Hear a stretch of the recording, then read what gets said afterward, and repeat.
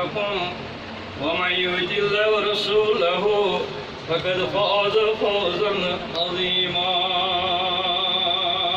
ونسأل الله أن يجعلنا ممن يطيع ويطيع رسوله ويتبع رسوله ويتبع رضوانه ويجتنب سخطه فإنما نحن به والله. أما بعد فقال النبي صلى الله عليه وسلم النكاح شطر الإيمان. وقال النبي صلى الله عليه وسلم النكاح من سنتي فمن رغب عن سنتي فليس مني.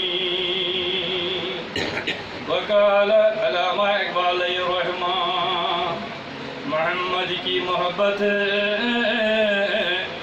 دین حق میں شرط اول ہے، اگر ہو اس میں خامی تو سب کچھ نامکمل ہے.